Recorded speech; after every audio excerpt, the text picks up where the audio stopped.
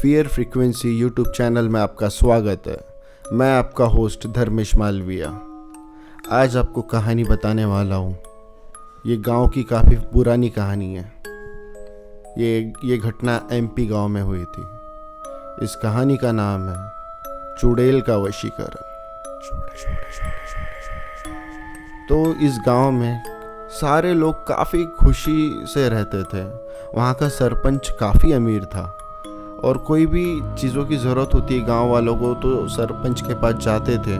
तो सरपंच हमेशा उन सब की मदद करता था। वहीं एक मोहनलाल नाम का एक लड़का रहता था। तो जब वो सरपंच का काफ़ी खास आदमी बोल सकते हैं हम, एकदम यानी विश्वासू आदमी था। तो जब भी कोई भी ज़रूरत लगती थी मोहनलाल को तो सरपंच के पास जाता था। तो सरपंच उसकी हमेशा मदद करता था, चाहे पैसों में हो या कुछ में हो। और सरपंच के जो खेत वगैरह की रखवाली है वो भी मोहनलाल खुद ही करता था। फिर एक समय की बात है, सरपंच को कुछ चीज़ें की ज़रूरत थी। तो उसने मोहनलाल को कहा कि मोहन, जा शहर से गाय भैंसों के लिए खाना लेके आ जा, जो यानी जो न्यूट्रिशन वाला जो होता है वो उसका नाम मुझे नहीं पता, तो वो लेके आ जा बोले। तो मोहनलाल कहा जी सरपंच साहब। तो वो ये चले गया। पर अचानक से उस गांव में होने लगी काफ़ी बारिश, इतनी तेज़ बारिश की जिसकी हद नहीं। और जो मोहनलाल का घर था वो झोपड़े में था। वो आने के बाद देखता है तो उसका पूरा झोपड़ा उस बारिश की वजह से तहस महस हो गया था। वो काफ़ी दुखी हो चुका था। तो वो सरपंच के पास गया। सरपंच काफ़ी अमीर, काफ़ी बड़ी हवेली है उसकी, काफ़ी पैसे वाला धनवान। पर सरपंच की कहानी में भी कुछ एक ट्विस्ट है। सरपंच पहले इतना अमीर नहीं हुआ करता था। सरपंच कुछ साल पहले तक काफ़ी गरीब था, काफ़ी गरीब। पर सडनली गांव वाले कहते हैं कि ये इतना अमीर कैसे हो गया। तो इसके पीछे भी काफ़ी बड़ा एक रहस्य था। सरपंच जब खाने के लिए तरस रहा था तो एक दिन वो गांव छोड़ के जाने लगा था। तो वो जाते जाते वो एक जंगल में चले गया। तो जंगल में जाने के बाद उसको वहाँ पे पता नहीं ऐसी क्या सिद्धि मिली कि वहाँ से आने के बाद वो काफ़ी अमीर हो गया। तो उसकी कहानी गांव वाले तो कुछ ऐसा कहते हैं कि उसके पास एक चुड़ैल है जो उसकी सारी मनोकामनाएं पूरी करती है। उसने चुड़ैल को वश में करके रखा है। क्योंकि मैंने भी सुना है और गांव वालों कहते हैं कि अगर किसी व्यक्ति ने चुड़ैल का बाल तोड़ के अपने पास रख लिया तो उसने उस चुड़ैल को काबू में कर लिया। फिर वो जो चाहे जैसा चाहे उस चुड़ैल से करवा सकता है। तो लोगों की कहानी ऐसी है कि सरपंच के पास चुड़ैल का बाल है, इसलिए उसने एक चुड़ैल को अपने वश में करके रखा है। इसलिए गांव वाले उसकी हवेली में जाने से काफ़ी डरते हैं। बट क्या करें, वो गांव वालों की मदद भी उतना करता है, इसलिए सारे गांव वाले उसके पास भी आते हैं। तो हाँ, मोहनलाल जब शहर से लौटा तो देखता क्या है कि उसकी पूरी झोपड़ी तहस महस हो गई है। मोहनलाल की घर पे मोहनलाल और उसकी पत्नी थी। तो सरपंच ने कहा, मोहनलाल एक काम कर, तू मेरे हवेली के सामने में जो एक छोटी सी झोपड़ी है मेरी खुद की, तू वहाँ पे आके रहने लग जा। तो मोहनलाल कहा ठीक है, वैसे कर लेता हूँ मैं। तो मोहनलाल ने अपनी पत्नी के साथ अपना सामान लेकर के सरपंच जी के घर के सामने की झोपड़ी में रहने लगा। तो अच्छी खासी ज़िंदगी चल रही थी। सरपंच जी के परिवार और मोहनलाल के परिवार में भी काफ़ी अच्छा दोस्ताना था। फिर एक दिन क्या हुआ, मोहनलाल की पत्नी गेहूं छान रही थी। तो गेहूं छानते छानते उसने देखा कि जो छन्नी होती है, छन्नी जिससे गेहूं छानते हैं, वो टूटी हुई थी। तो मोहनलाल की पत्नी ने सोचा क्यों ना मैं सरपंच जी के घर में जाऊं और वो छन्नी लेके आ जाऊं मांग के। तो वो अंदर गई। सरपंच जी आपकी पत्नी है घर पे? तो फिर वो तो नहीं दिखी। तो उनकी पत्नी को सब वहाँ पे बहू करके बोलते थे, बहू। तो वहाँ पे सरपंच जी तो दिखे नहीं, उनकी पत्नी भी नहीं दिखी। तो वो किचन की तरफ जाती है तो देखती क्या है, एक औरत पल्लू ढाक करके किचन में बैठी हुई थी।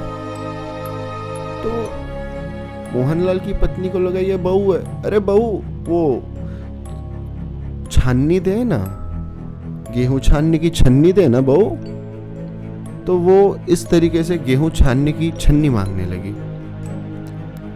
तो वहां से कोई रिस्पॉन्स ही नहीं आया, वो कुछ नहीं बोली। तो फिर से मोहनलाल की पत्नी कही, बहू, ए बहू, छन्नी दे ना, जा, तुम मत दे छन्नी, मैं खुद ही लेके चले जाती हूँ। तो मोहनलाल की पत्नी ने छन्नी उठाई और जाकर के अपने घर में गेहूं छानने लगी। उतने में मोहनलाल भी घर पे आता है। मोहनलाल बोलता है, ए ये ले, बोले तेरे लिए मैंने गजरा और ये थोड़ा नाश्ता लाया, तू खा ले। तो वो मोहनलाल की पत्नी ने गजरा और नाश्ता लेकर के जस्ट बरामदे में बैठी ही थी कि वो जाके बेहोश गिर गई। तो मोहनलाल जैसी आके देखता है तो वो हैरान, मुंह से झाग आना चालू और एकदम बेहोश, आंखें सफेद। मोहनलाल घबरा गया। मोहनलाल दौड़े दौड़े आजू बाजू के गांव के लोगों को बुला रहा है। फिर तभी सरपंच जी भी आए। तो ये चीजें तो कुछ अलग ही हो रही थी। वैद्य को बुलाया, वैद्य बोले ये तो कुछ रिस्पॉन्स ही नहीं कर रही है। तो ये तो काफी सोचने की बात हो गई कि एकदम से ऐसा क्या हुआ। फिर वहां से ज्ञानी बाबा बोले, इसके ऊपर चुड़ैल लग गई है। फिर सरपंच जी समझ गए, क्योंकि सरपंच जी के घर में वश में की हुई एक चुड़ैल थी, तो इनके अंदर लग चुकी थी। सब लोग सरपंच जी को इस तरीके से देख रहे थे। तो सरपंच जी बोले, मैं भी इस पे कुछ नहीं कर सकता हूँ।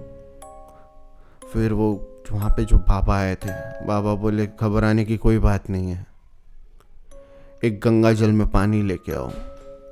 तो गंगा जल में पानी लेके आया। फिर जैसे ही पानी का छींटा मारा गया उस मोहनलाल की पत्नी पे, एकदम से उसकी आवाज चेंज हो गई। ए पंडित, तू क्यों बीच में पड़ रहा है? ये मुझे बुला के लाई है यहाँ पे। मैं तो बैठी थी ना किचन में चुपचाप से, ये मुझे आवाज देख के बुला के लाई है। वहां पे सब घबरा गए, सब एकदम चुप। मोहनलाल घबरा गए। मोहनलाल पंडित जी के पैरों में गिर गया, पंडित जी मेरी पत्नी को बचा लीजिए पंडित जी। तो पंडित जी ने बोला हवन करना होगा और ये तभी बचेगी जब इसका टूटा हुआ बाल, जो इस चुड़ैल का टूटा हुआ बाल जो सरपंच जी के पास है, वो इस हवन की अग्नि में भस्म किया जाए तभी। तो सरपंच जी कितना भी हो, वो दयालु इंसान तो थे।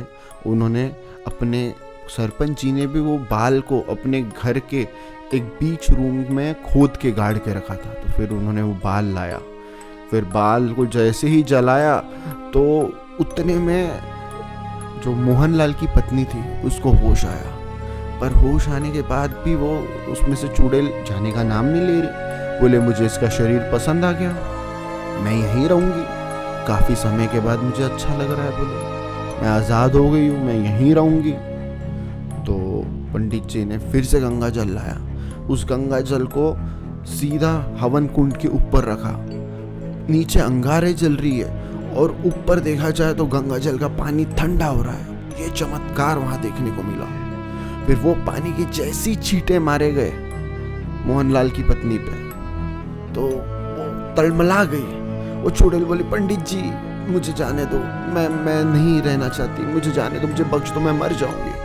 तो पंडित जी कहे, क्या सबूत है कि तू चले जाएगी और वापस नहीं आएगी?